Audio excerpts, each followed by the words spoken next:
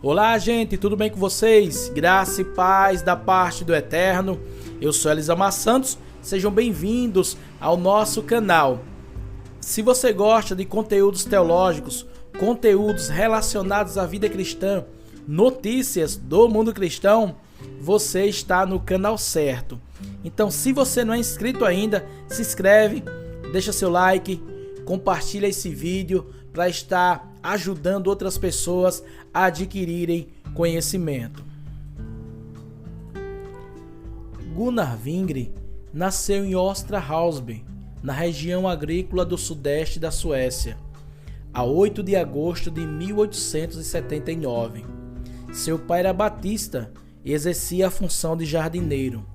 Diz o próprio Vingre que, pelo fato de seus pais serem crentes, procuraram desde tenra idade ensinar-lhe os preceitos do Senhor. Os ensinos domésticos que o pequeno Gunnar recebia de seus genitores era reforçado pelas aulas que recebia na escola dominical, da qual seu pai era um dirigente incansável. Segundo o próprio Vingre, aos 9 anos ele foi chamado por Deus. Após essa chamada, sentiu o desejo de buscar a Deus e fazia constantemente atraído de uma forma especial pela presença do Espírito Santo. Aos 11 anos, reuniu-se com outras crianças para buscar a Deus em oração. Vingre terminou o curso primário com 11 anos. A partir dessa idade, trabalhou como jardineiro com seu pai, ofício que se ocupou até o ano de 1903, quando seguiu o rumo de parentes para os Estados Unidos. O adolescente Gunnar não resistiu aos apelos do mundo, desviando-se dos preceitos do Senhor com idade de 12 anos. Ficou cerca de 5 anos vivendo como um filho pródigo, trazendo descontentamento aos seus pais. Em 1896, com idade de 17 anos, Vingre foi a um culto de vigília de Ano Novo com seu pai. Foi nessa reunião que retornou ao lar paterno. Em seu diário, o já idoso missionário relembra com gozo indivisível a sua conversão ao Evangelho. Em 1897, aos 18 anos, foi batizado nas águas na Igreja Batista. Nessa época, assumiu a direção da escola dominical de sua igreja, substituindo seu pai. Em 14 de julho daquele ano, um artigo de uma revista que falava sobre sofrimentos de tribos nativas no exterior o levou às lágrimas. E uma decisão mudaria o rumo da sua vida. Subi para o meu quarto e ali prometi a Deus pertencer-lhe e pôr-me à sua disposição para a honra e glória do seu nome. Orei insistentemente para que ele me ajudasse a cumprir esta promessa, afirmou Vingre. No mês de outubro de 1898, Vingre deixou a direção da escola dominical para participar de uma escola bíblica em Gotapro, Nark. Essa escola bíblica era uma federação evangélica com o intuito de ganhar almas para Cristo.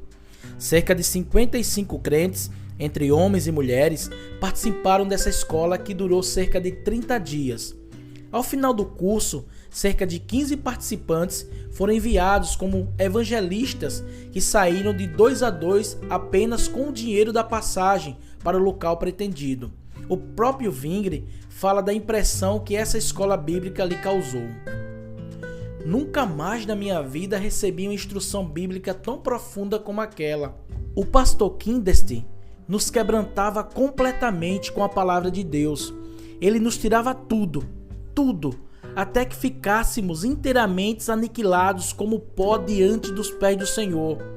Depois vinha o irmão Emílio com óleo de Gileade e sarava as feridas da alma, alimentando nossos corações famintos com o melhor trigo dos celeiros de Deus.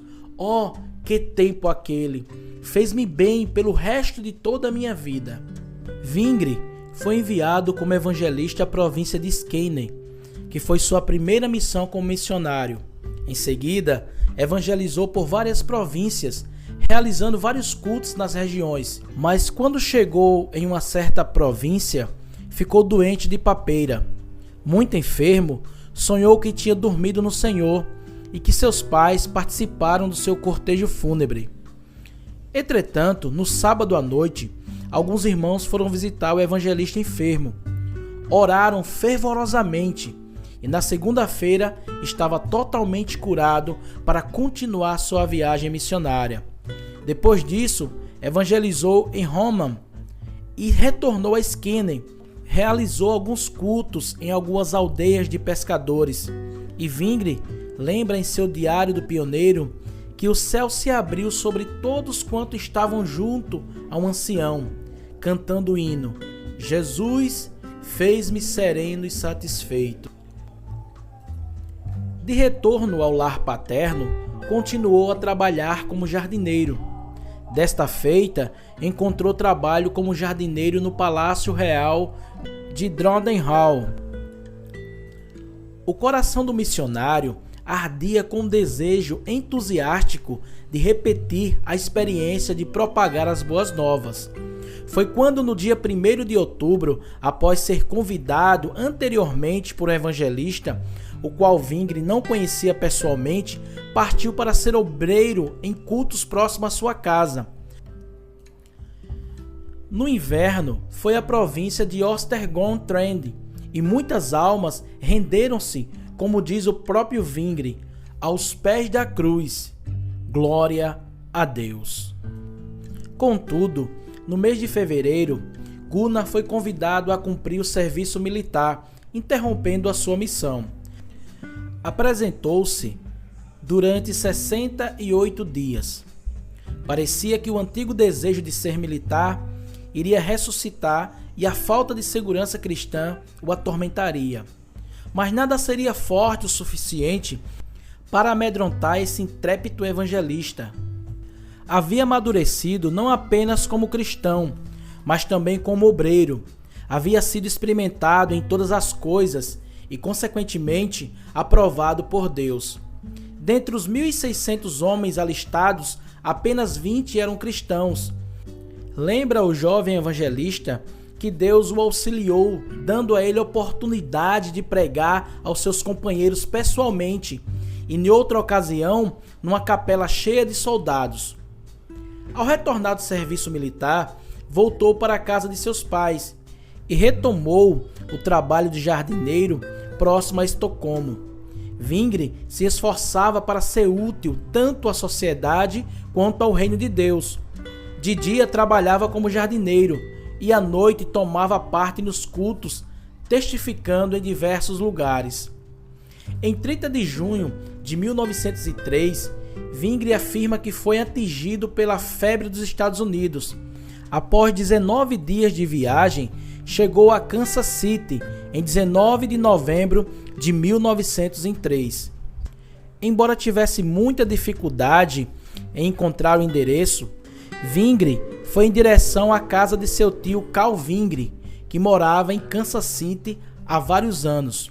Zwingli, após uma semana, começou a trabalhar como folguista e depois como porteiro em uma grande casa comercial e no inverno como jardineiro.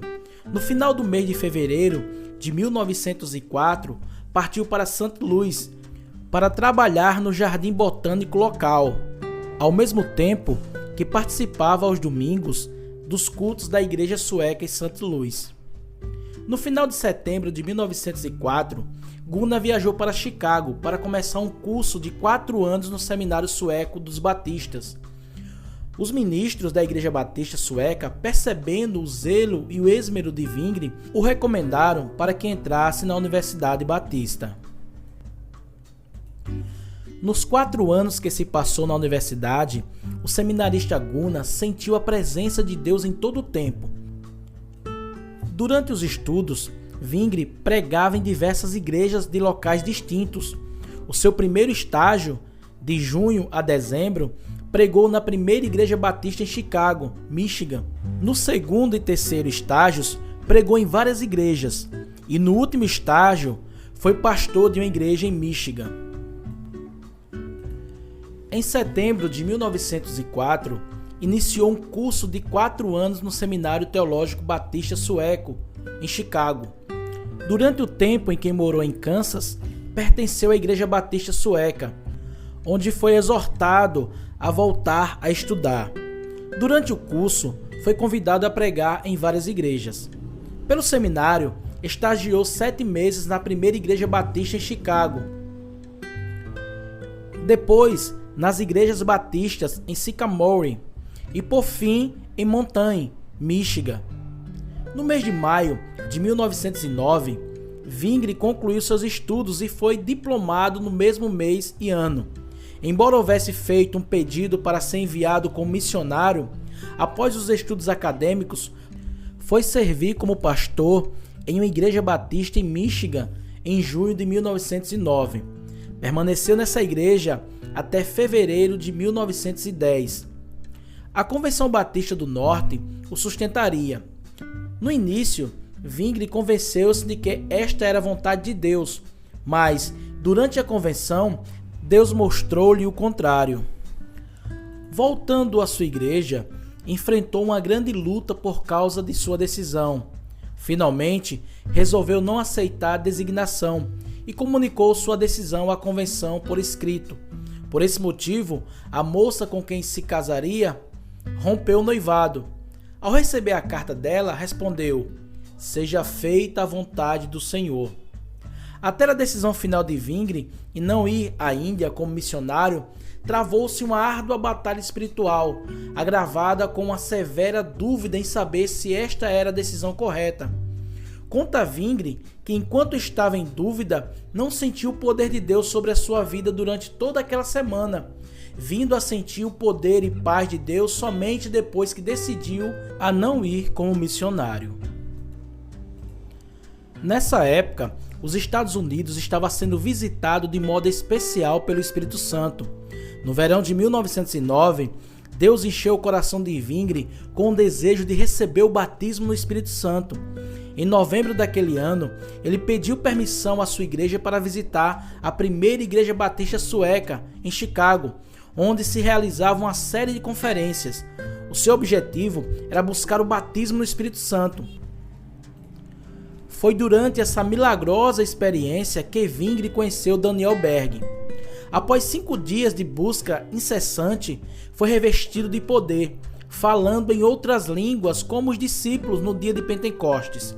Sobre o assunto, afirma Zwingli: "Quando recebi o Espírito Santo, falei em línguas, justamente como está escrito que aconteceu com os discípulos no dia de Pentecostes. É impossível descrever aquela alegria que encheu meu coração. Eternamente o louvarei, pois me batizou com seu Espírito Santo e com fogo." A alma de Zwingli estava transbordando de gozo celestial. Após aquela experiência pentecostal, Zwingli nunca mais foi o mesmo pastor. Ao voltar à sua igreja, começou a pregar a verdade pentecostal de que Jesus batiza no Espírito Santo e com fogo. Alguns irmãos estranharam o teor da mensagem, enquanto outros ficaram impressionados com o fervor da Boa Nova. A partir dos ensinamentos e experiências dos cristãos primitivos no livro dos Atos dos Apóstolos, Zwingli ensinava a verdade pentecostal. Todavia, a tradição daquela igreja que tanto amava o seu pastor não estava disposta a admitir aquela estranha doutrina. Por muito tempo, os irmãos daquela comunidade haviam aprendido que os 9 dons do Espírito e a experiência do Pentecostes havia cessado após a era apostólica. Outros irmãos, porém, ávidos por uma comunhão mais profunda com o Espírito Santo, creram na doutrina pentecostal. Em fevereiro de 1910, os crentes que não creram na mensagem pentecostal intimaram o pastor Zwingli a deixar o pastorado da igreja. A Igreja Batista Indiana, ao ouvir os comentários de que um dos pastores da denominação havia experimentado uma ação sobrenatural do Espírito sobre si, convidaram-no para expor a sua experiência. Todos os irmãos, ao ouvir a mensagem, creram em cada exposição bíblica e em cada um dos atos experienciais do próprio Zwingli. Nos primeiros 7 dias, Deus batizou 10 crentes com a evidência inicial de falar em outras línguas. A perspectiva de Zwingli era que Deus transformasse as igrejas batistas suecas através do batismo pentecostal. Inicialmente, não pretendia deixar de ser um ministro da Igreja Batista, apenas compartilhar sua nova experiência. A nova consciência do ex-pastor Batista era de que a igreja só seria capaz de cumprir a sua missão se aceitasse a plenitude do batismo no Espírito Santo. Por isso, se pôs como profeta e missionário incumbido de propagar a mensagem quadrangular do Evangelho. Cristo salva, batiza com o Espírito Santo, cura e vem em breve. Vingre não deixou de ser um pastor batista até o momento que foi expulso da Igreja Batista em Belém, no Pará. Não pretendia criar outra denominação. Isto ocorreu porque as circunstâncias o levaram a apenas ser participante de uma reforma dentro das igrejas reformadas. Sobre a transformação da igreja indiana, Vingre afirma: no total foram quase 20 pessoas que naquele verão foram batizadas com o Espírito Santo. Glória a Jesus! Assim Deus transformou a Igreja Batista na Índia em uma igreja pentecostal. Vingre pastoreou-a até 12 de outubro de 1910, quando começou a preparar-se para a viagem ao Brasil. No verão daquele mesmo ano, Deus pôs no coração de Vingre o desejo de reunir a igreja em oração no sábado à noite. Berg, seu futuro companheiro na seara do mestre, estava reunido nessas reuniões. A primeira reunião foi realizada na casa de um dos irmãos que haviam recebido o batismo com o Espírito Santo. Naquela ocasião, o Espírito desceu de modo sobrenatural, alegrando a alma dos crentes. Essa experiência foi repetida por diversas vezes. Reuniram-se aos sábados para orar, e cada vez isto ocorria, o Espírito do Senhor descia sobre os seus servos poderosamente. Paulatinamente, os irmãos estavam sendo imersos no poder e na autoridade do Espírito para levar a mensagem pentecostal para outros lugares. Vingre afirma que durante essas semanas de oração sentia o poder de Deus sobre ele como uma pressão, um forte peso, de tal maneira que muitas das vezes nem podia estar sentado à mesa para comer, mas tinha de cair ao chão, dobrar os joelhos e com alta voz romper em altos louvores diante da majestade santa de Deus.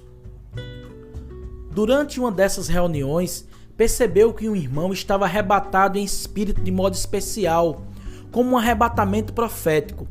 O outro irmão, Adolfo, foi um instrumento profético que Deus usou para dizer a Vingre e ao seu companheiro Berg que eles deveriam ir a uma cidade conhecida pelo nome de Pará, cujo povo e os seus habitantes eram de uma vasta simplicidade, mas Deus supriria todas as necessidades. Naquela ocasião, um fato espiritual inusitado cortou a expectativa e a apreensão dos missionários. Um dos irmãos foi tomado em glossolalia, só que era um idioma que os missionários teriam que futuramente aprender, o português. Na mesma ocasião, o Espírito Santo falou a Vingre para que ele não se preocupasse com a sua vida sentimental. Deus estaria cuidando de cada aspecto da sua vida, ainda que seja de questão mais íntima. Como prova, Deus disse-lhe o nome da sua futura esposa, Strandenberg. Embora Vingre não a conhecesse, guardou em seu coração essa profecia. Mais tarde, 7 anos depois, em 4 de março de 1917, Vingre conheceu a enfermeira senhorita Frinda Strandenberg, amiga de Leo Petrus, o que possuía uma chamada missionária para o Brasil.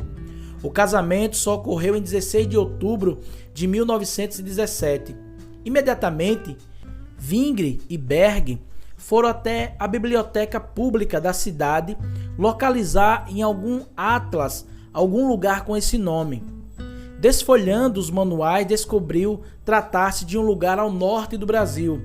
Embora o pastor Vingre sempre tivesse plena consciência do seu chamado missionário, não sabia exatamente agora o lugar que Deus o queria: Pará, norte do Brasil. Embora soubesse, ficou claro que Deus o havia guiado adequadamente ao rejeitar ser enviado como missionário à Índia, ou quando arrefeceu o seu desejo de ser missionário na China, motivado por um tio que havia sido missionário nessa região de matizes culturais intransponíveis. Deus o queria no Brasil para implantar um dos maiores movimentos pentecostal na América do Sul. Vingre e Berg agora estavam unidos pelo Senhor no mesmo propósito. Como não deveria deixar de ser, os dois se prontificaram a buscar ao Senhor para saber qual era o tempo ideal para ir ao Brasil. Poucos meses depois, compreenderam que deveria partir de Nova York até o Pará, que seria no dia 5 de novembro de 1910. Sem recurso para comprar as passagens e para as despesas de viagem, confiaram toda a provisão necessária a Deus. Vingre e Berg não possuíam quaisquer recursos, não estavam ligados a qualquer denominação, se recusavam a pedir qualquer ajuda que não fosse a Deus. Foi quando os dois missionários se intrigavam com essa questão, que Deus disse a Vingre: se fores, nada te faltará. Deus proveu milagrosamente a quantia certa para a viagem.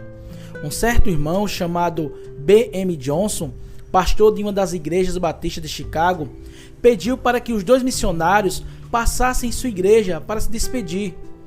No culto, tiraram uma oferta para os missionários, cujo valor excedeu o necessário.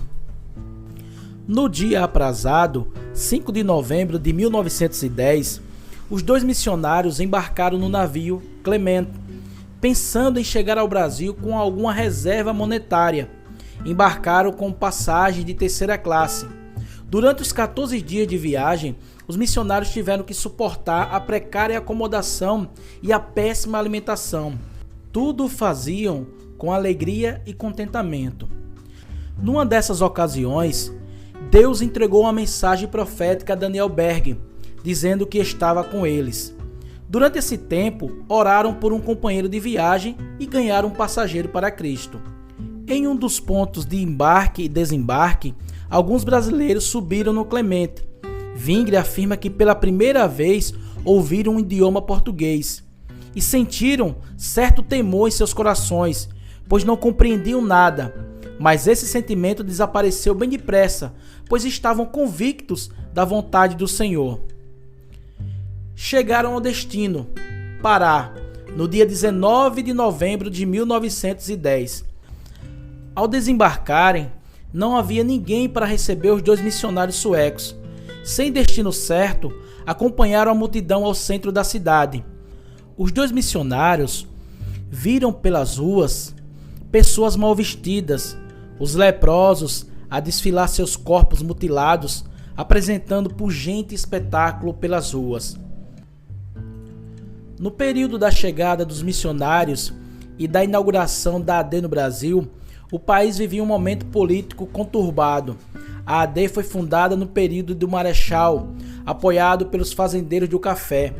Presidente Hermes de Fonseca, tendo a igreja que convive com a República dos Coronéis, latifundiários que formavam as oligarquias estaduais e regionais, fraudavam as eleições, punham o exército e a política contra a população que se revoltava, mandavam em tudo e em todos.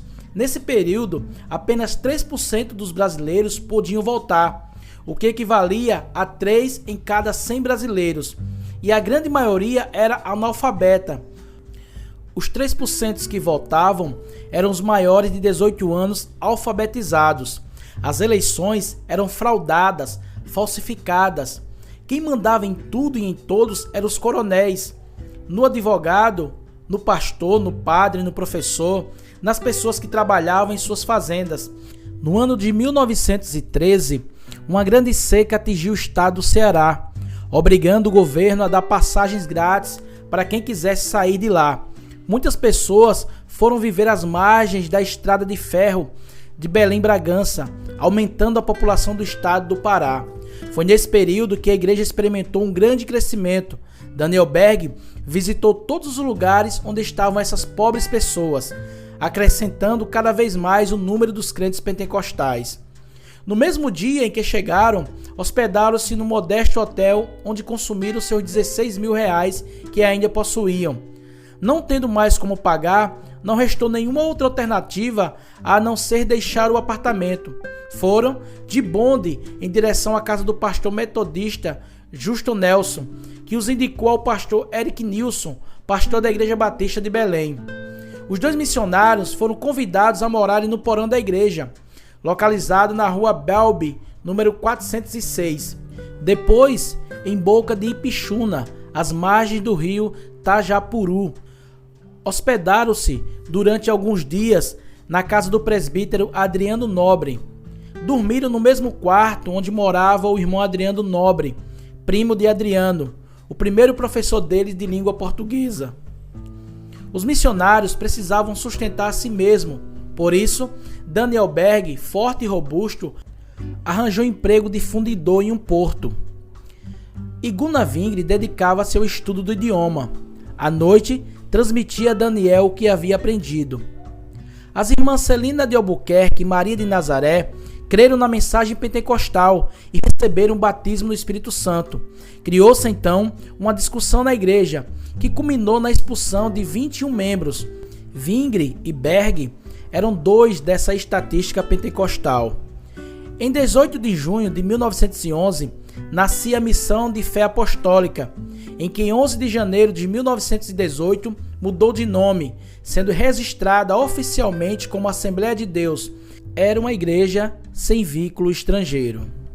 Durante a época em que pastoreou a igreja em Belém do Pará, Vingre visitou por 2 vezes a Suécia, passando pelos Estados Unidos, e em 1º de agosto de 1917, na sua primeira viagem, conheceu a enfermeira Frida Strendenberg, que contou-lhe ter também uma chamada para o Brasil. Em 16 de outubro de 1917, em cerimônia presenciada por Samuel Nistro e esposa, Gunnar e Frida casaram. O pastor Vingre, consciente de que era não apenas necessário registrar os principais eventos pentecostais, mas como também plausível que a Assembleia de Deus tivesse o seu próprio periódico. Em 1918, em Belém do Pará, fundou a revista Boa Semente.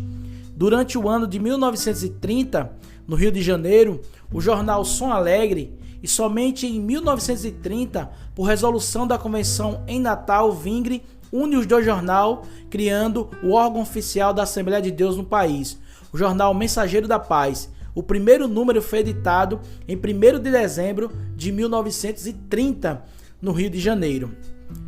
Apesar das inúmeras e agravantes crises de enfermidade que sofreu, Vingre, durante o período que esteve no Brasil, esmerou-se arduamente no trabalho do Senhor, antes da sua partida definitiva para a Suécia.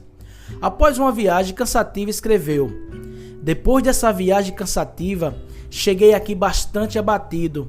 Sinto-me totalmente acabado. Tenho vontade de trabalhar para Jesus, mas faltam-me as forças. Quando estive em Santa Catarina, fiquei muito enfermo do estômago, pois a comida ali me fez mal. Fiquei também muito gripado e doente no peito, pois tive de voltar de um batismo com a roupa toda molhada e havia um vento muito frio. Mas o Senhor me ajudou. Porém, entendo que, se eu continuar assim, vou em breve terminar a carreira." No dia 15 de agosto de 1933, Vingre retornou ao seu país, Suécia. No Rio de Janeiro, deixou a igreja sob a responsabilidade do pastor Samuel Nistro. Durante os 9 anos que pastoreou a igreja no Rio, esta cresceu mais do que qualquer outra igreja no Brasil. Na Suécia, enquanto não partia para o céu, participava dos cultos da igreja de Estocolmo, onde celebrou sua última vigília de Ano Novo. Em julho de 1933, foi com a família para uma colônia de descanso em Tanleg, onde terminou seus dias. Gunnar Vingre faleceu às 14 horas e 45 minutos, no dia 29 de junho de 1933. Sua esposa, Frida Vingre, testemunhou seu falecimento. No dia 27, entre 5 e 6 da manhã, ele recebeu a chamada para o céu. Então, com os braços levantados, exclamou: "Jesus, como tu és maravilhoso! Aleluia! Aleluia!" Enquanto estava sobre esse poder, lê os 4 primeiros versículos do Salmo 84. Quão amáveis são os teus tabernáculos, Senhor dos exércitos.